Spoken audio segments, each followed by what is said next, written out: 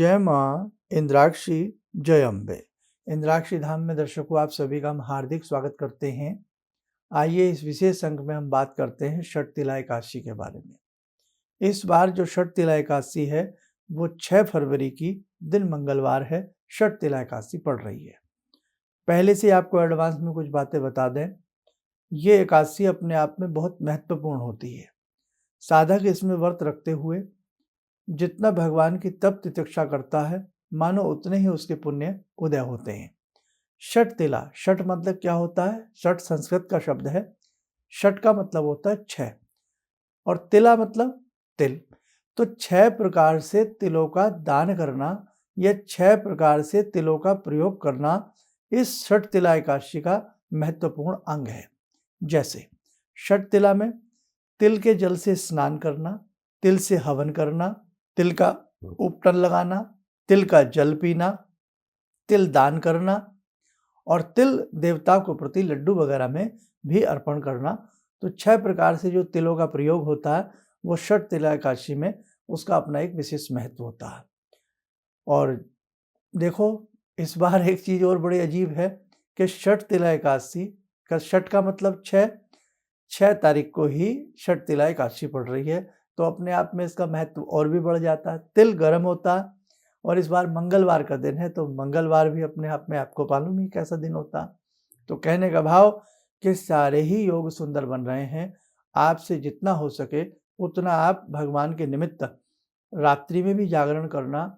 और जिन्होंने आपके घर में एकादशी का व्रत बहुत लोग रखते हैं और ख़ास तौर से एकादशी के साथ साथ उसमें षटतिला एकादशी आ जाए तो सोने पे सुहागा हो जाता। तो आपके घर में जिन्होंने व्रत रखा उनका बहुत अच्छे से सहयोग करना। गौशाला में जाकर के इस बार षटतिला एकादशी में एक अद्भुत उपाय हम आपको बता रहे हैं, पूरे परिवार के नाम से कर लेना। 108 छोटी छोटी गुड़ की पेड़ियां बना लेना। एक बार पहले भी बताया था हमने। 108 छोटी छोटी गुड़ की पेड़ियां और उन पर थोड़ा थोड़ा सा तिल बुरबुरा लेना, तिल छिड़क लेना। किसी भी गौशाला में जाकर के श्री हरि श्री हरि श्रीमन नारायण, श्री हरि श्रीमन नारायण बोलते हुए वो थोड़ा थोड़ा गुड़ गौ माता को खिला देना। 108 पेड़ी एक माला हो जाती है। श्री हरि भी जपोगे एक एक पेड़ी पर एक माला पूर्ण हो जाएगी। जन्मों जन्मांतरों के पाप उतरते हैं, व्यक्ति को मोक्ष की प्राप्ति होती है और व्यक्ति के जितने भी कुटिल ग्रहों की दृष्टि व्यक्ति के ऊपर होती है उसमें सौम्यता आती है। तो बेटा ऐसे उपाय कर लेने चाहिए। ठंडी का समय है, तिल गर्म होता, तिल का दान करना, तिल का हवन करना शुभ माना जाता। और यदि षटतिला एकादशी में आप अपने इष्ट मंत्र में का जप करें, बहुत अच्छे से करें और इष्ट मंत्र के जप के साथ साथ यदि उस मंत्र से 21-11 आहुतियाँ कोमल सामग्री में थोड़ा तिल मिला करके या घी में ही, आम प्योर घी ले लीजिए, उसमें तिल मिला करके, जैसे आप गायत्री यज्ञ भी करते हैं तो 24 बार गायत्री की आहुति तिल मिले घी से दे दीजिएगा। क्या बात है, घर की नज़र दूर होती है, घर की टोक दूर होती है, घर में बरकत आती है और एकादशी में श्रीमन नारायण की कृपा साधक को प्राप्त होती है। ठीक है, तो ऐसा करने से आपको उत्तम फल की प्राप्ति अवश्य होगी। और इसी के साथ साथ एक चीज हम अपने सभी साधकों को और बता देते हैं, उसमें भी आप ध्यान से करना। कोई ना कोई षटतिला एकादशी में गर्म कपड़ा, गर्म कंबल दान जरूर कर लेना। जैसे मैंने मौनी अमावस्या के हिसाब से भी आपको बताना है, मौनी अमावस्या में भी ध्यान रखना और षटतिला एकादशी में भी कोई ना कोई गर्म कपड़ा। बहुत लोग इसमें छाता देते हैं, जूता देते हैं, कलश देते हैं, तो कोई ना कोई एक गर्म कपड़ा भी आप इस बार षटतिला एकादशी में किसी ब्राह्मण को, किसी सन्यासी को, किसी जरूरतमंद को, नीडी पर्सन को भी दे सकते हैं। अति उत्तम फल की प्राप्ति होगी। पंचोपचार पूजन, माधव का आपके घर में भगवान श्री कृष्ण की फोटो हो उनका कर लें, राम जी की हो उनका कर लें, श्रीमन नारायण भगवान चक्रधारी भगवान विष्णु की हो उनका कर लें। सभी का एक रूप है। धूप दीप भगवान को अर्पण करके एक स्तुति कहें, मैं आपको बोल करके दिखा देता हूं, वैसे आप दोहरा लेना या उस वक्त में श्रीमन नारायण आप जप लेना। सुने। धूप दीप देते हुए भगवान श्री कृष्ण के प्रति बोलें, सचितानंद स्वरूप श्री कृष्ण श्रीमन नारायण आप बड़े दयालु हैं। हम आश्रयहीन जीवों के आप आश्रयदाता होइए।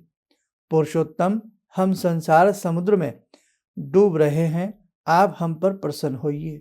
कमल नयन, आपको नमस्कार है। विश्व भावन, आपको नमस्कार है। सुब्रह्मण्य महापुरुष, सबके पूर्वज, आपको नमस्कार है। हे जगतपते, आपको नमस्कार है। अपने विनीत भाव में जैसी भी विनती आपसे हो सके, श्रीमन नारायण की, हरि की, राम जी की आप विनती एकादशी के दिन जरूर करना, ठीक है।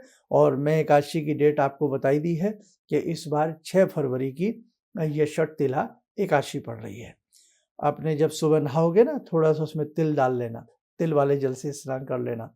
जब कोई भोजन करो उसमें भी थोड़ा सा तिल मिला करके, हालांकि एकादशी का तो व्रत रहता, लेकिन आप अगर बहुत लोग व्रत नहीं रहते हैं तो वो तिल का प्रयोग कर सकते हैं। खोए वाले लड्डू का, तिल वाले लड्डू का प्रयोग कर सकते हैं। और इसी के साथ साथ यज्ञ यदि आप करते हैं या कहीं यज्ञशाला है, कहीं यज्ञ हो रहा, तो वहाँ अपनी तरफ से उसकी आहुति के लिए तिल भी आप दे सकते हैं। तो 6 प्रकार से तिलों का दान करना, प्रयोग करना षटतिला एकादशी का अपने आप में एक विशेष महत्व होता है।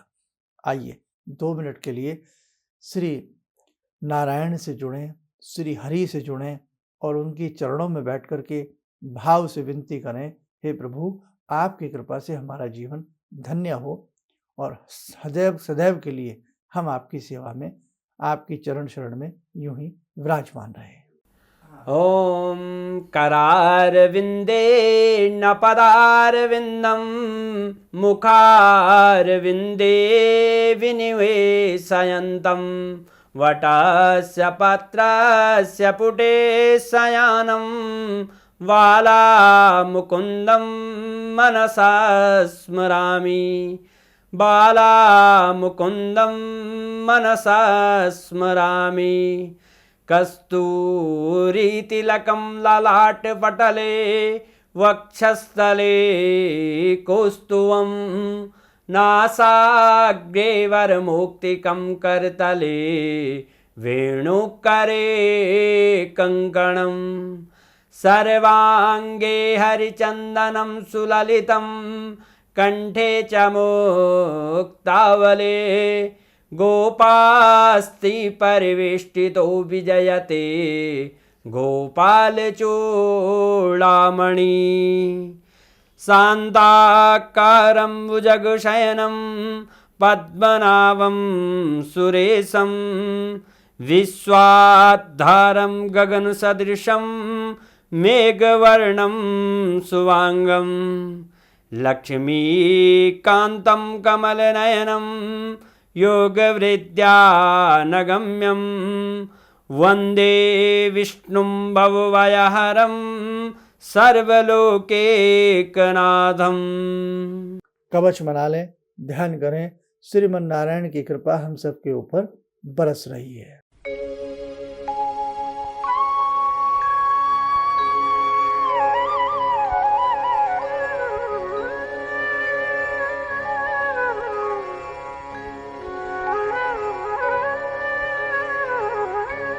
ओम बोलते हुए नेत्र खोलें, सामान्य हो जाएं।